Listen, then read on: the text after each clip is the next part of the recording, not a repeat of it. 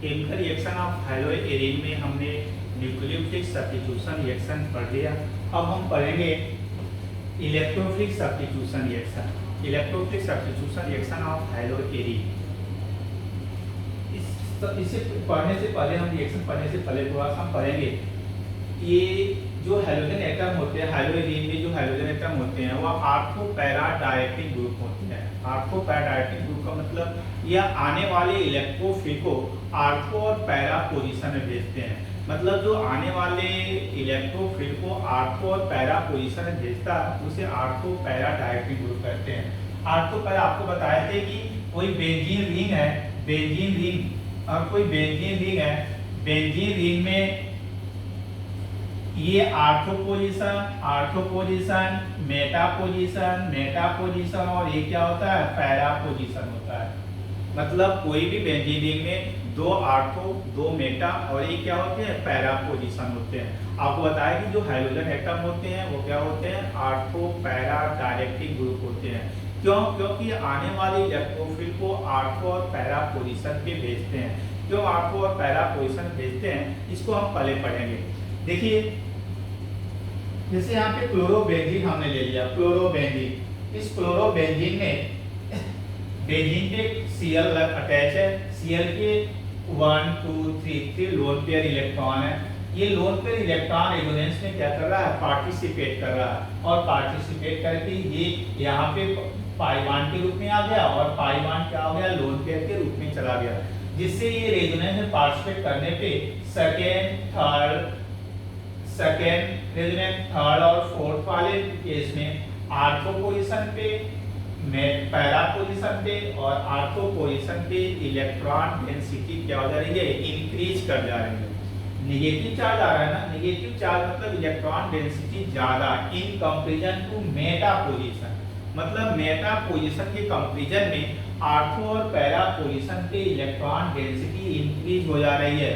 क्योंकि negative charge ortho, para और ortho पे ही जा रहा है, तो इसका मतलब यही होगा कि इलेक्ट्रॉन डेंसिटी जो है वह मेटा के कंपैरिजन में आर्थो और पैरा पे क्या है, ज्यादा है। इसलिए जब इलेक्ट्रोफिल को वह कहाँ पे अटैच कराएगा, आर्थो और पैरा पे। क्योंकि इलेक्ट्रोफिल इलेक्ट्रॉन डिफिशिएंट मॉलिक्यूल होते हैं और वह वहां अटैक करते हैं जहां इलेक्ट्रॉन डेंसिटी क्या हो, हाई हो।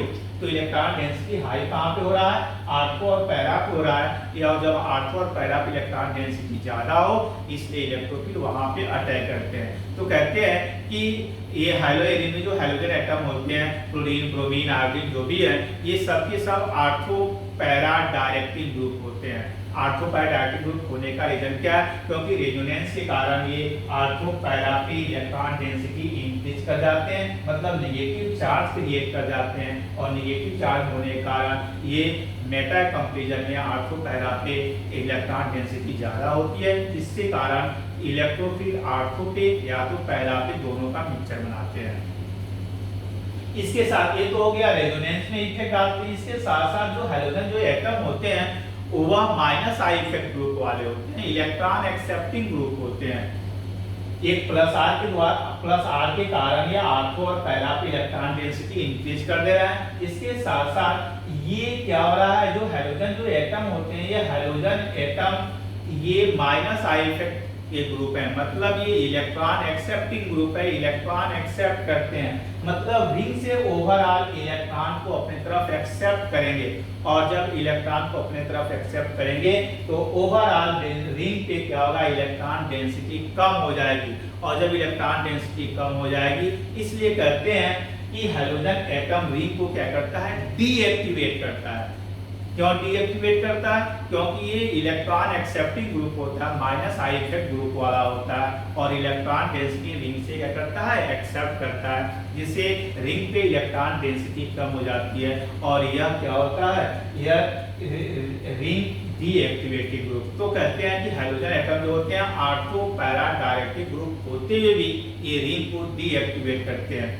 आर्थो पैरा डायरेक्टिव ग्रुप क्या होते हैं, रेजोनेंस इफेक्ट के कारण आर्थो और पैरा पे इलेक्ट्रॉन डेंसिटी इंक्रीज करता है, ये डीएक्टिवेट क्यों करते हैं रिंग को? क्योंकि माइनस आई इफेक्ट के कारण इलेक्ट्रॉन डेंसिटी क्या करते हैं, एक्सेप्ट कर ले, रिंग से क्या करते हैं, अट्रैक्ट कर लेते हैं, जिससे रिंग पे इलेक्ट्रॉन डेंसिटी क्या हो जाती है, कम हो जाती है। तो यह क्लियर हो गया कि हाइड्रोजन एटम अगर रिंग पे अगर हाइड्रोजन एटम है तो वह किस तरह का होगा, आर्थो पैरा डायरेक्टिंग ग्रुप होगा। क्लियर? और रिंग को क्या करेगा, एक्टिवेट करेगा, डीएक्टिवेट करेगा, डीएक्टिवेट करेगा due to minus I effect. Clear? अब यहाँ पे कुछ इलेक्ट्रोफिलिक सब्स्टिट्यूशन रिएक्शन पढ़ेंगे।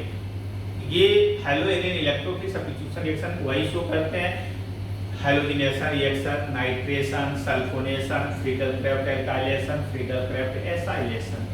हैलोजिनेशन में क्या होता है, कोई हैलोजन एटम हैलोजिनेशन में Cl2 या Br2 कुछ को एनहाइड्रस AlCl3 के प्रेजेंस में अगर हम क्लोरोबेंजीन ब्रोमोबेंजीन किसे रिएक्ट करा दें तो ये देखो ये क्या आर्थो पैरा डायरेक्टिंग ग्रुप है, आने वाले ग्रुप को आर्थो पे या क्या करेगा, पैरा पे भेज देगा, आर्थो या क्या करेगा, पैरा पे भेज देगा। तो ये आर्थो बन रहा है और क्या बन रहा है, पैरा। अब आर्थो और पैरा में पैरा जो होगा वह पैरा जो होता है पैरा मोर स्टेबल होता है, पैरा क्या होता है, more stable in comparison to ortho. अगर कंसंट्रेट HNO3 और कंसंट्रेट H2SO4 यूज कर लें तब वह क्या होगा, नाइट्रेशन होता है, नाइट्रेशन में NO2 ग्रुप अटैच होता है और वह आर्थो पे और पैरा पे, सब पे वही आर्थो और पैरा पे ही अटैच करेगा, दोनों का मिक्सचर बनेगा। इसमें भी पैरा पार्ट क्या बनेगा, ज्यादा बनेगा in comparison to ortho. Same इस तरह सल्फोनेशन अगर करा दें तो सल्फोनिक ग्रुप आकर आर्थो और पैरा पोजीशन पे क्या हो जाएगा, अटैच हो जाता है और अटैच होकर क्या बनाता है, यहाँ अटैच कर जाएगा और इसको हम सल्फोनेशन कहते हैं। इस तरह Friedel Crafts alkylation, Friedel craft जो एल्काइलेशन है इसमें क्या करते हैं, एल्किल हैलाइड का रिएक्शन करा देते हैं, एल्किल हैलाइड का रिएक्शन कराएंगे एनहाइड्रस AlCl3 के प्रेजेंस में, तो एल्काइल ग्रुप क्या होता है, इंट्रोड्यूस हो जाता है, एल्काइल ग्रुप इंट्रोड्यूस हो जाता है, इसे हम फ्रीडल क्राफ्ट एल्काइलेशन कहते हैं। मतलब फ्रीडल क्राफ्ट एल्काइलेशन में रिंग में क्या होता है, एल्काइल ग्रुप इंट्रोड्यूस हो जाता है। फ्रीडल क्राफ्ट एल्काइलेशन में क्या होता है, एल्काइल हैलाइड का रिएक्शन करते हैं, किसके प्रेजेंस में, एनहाइड्रस AlCl3 के प्रेजेंस में करते हैं। फ्रीडल क्राफ्ट एसाइलेशन, एसाइलेशन में क्या होता है, एसिटाइल क्लोराइड का रिएक्शन, एसिटाइल क्लोराइड का रिएक्शन एनहाइड्रस AlCl3 के प्रेजेंस में करा देते हैं तो एसाइल ग्रुप आकर इंट्रोड्यूस जाता है। तो रिंग में एसाइल ग्रुप को इंट्रोड्यूस करना ही क्या कहलाता है, फ्रीडल क्राफ्ट एसाइलेशन कहलाता है, फ्रीडल क्राफ्ट एसाइलेशन कहलाता है। तो ये क्या हो गया, ये इलेक्ट्रोफिलिक सब्स्टिट्यूशन रिएक्शन थे, हाइड्रोजिनेशन, नाइट्रेशन, सल्फोनेशन, एल्काइलेशन और एसाइलेशन। इसके बाद तो ये क्या था, इलेक्ट्रोफिलिक सब्स्टिट्यूशन रिएक्शन पढ़ रहे थे। अब है reaction with metal, reaction with metal, reaction with metal, इसमें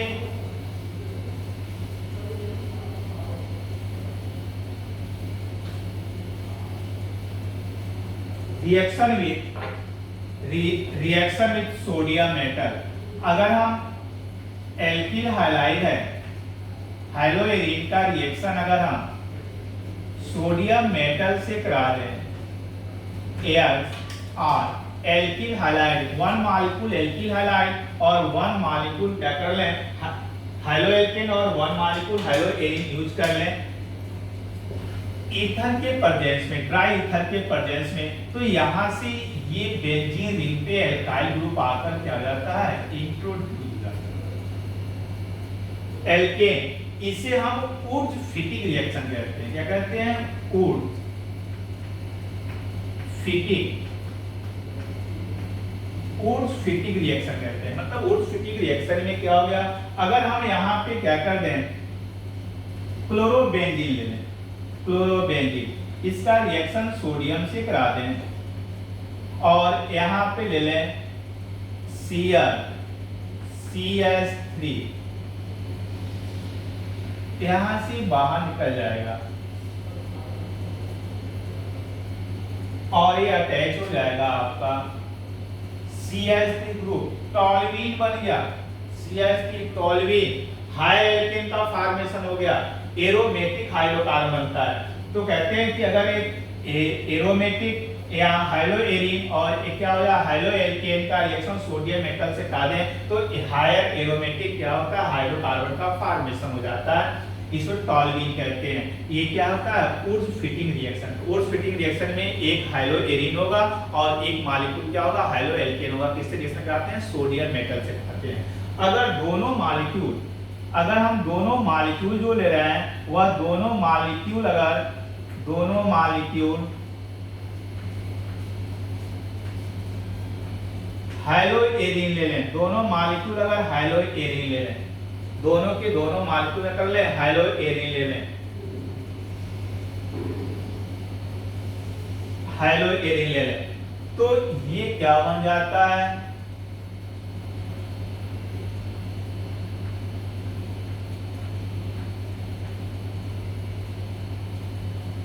डाइफिनाइल।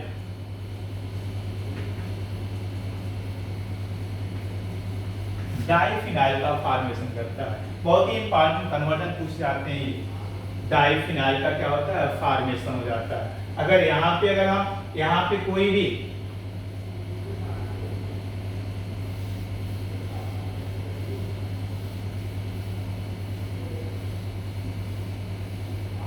अगर आपसे कहा जाए कि क्लोरोबेंजीन से डाइफिनाइल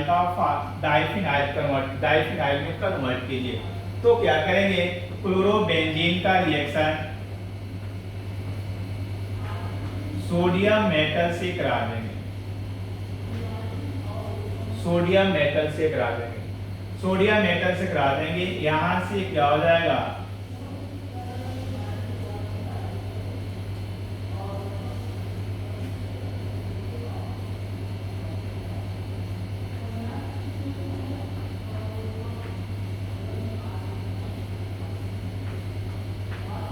डाइफिनाइल का फॉर्मेशन हो जाता है। इसके डाई इथाइल ले लेते हैं तो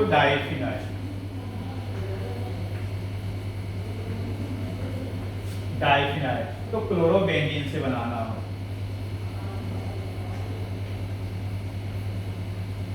क्लोरोबेंजीन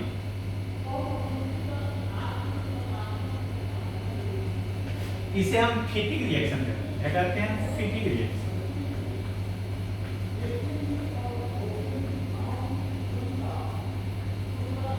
फिटिंग रिएक्शन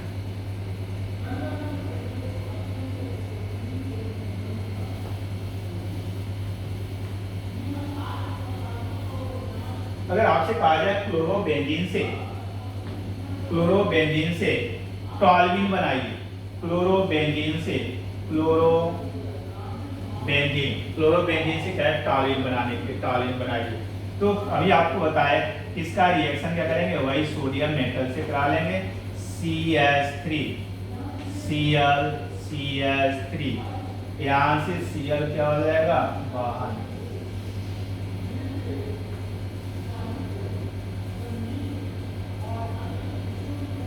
वही एथर के प्रेजेंस में तो ये बनेगा आपका CH3 टॉल्यूइन बन जाएगा।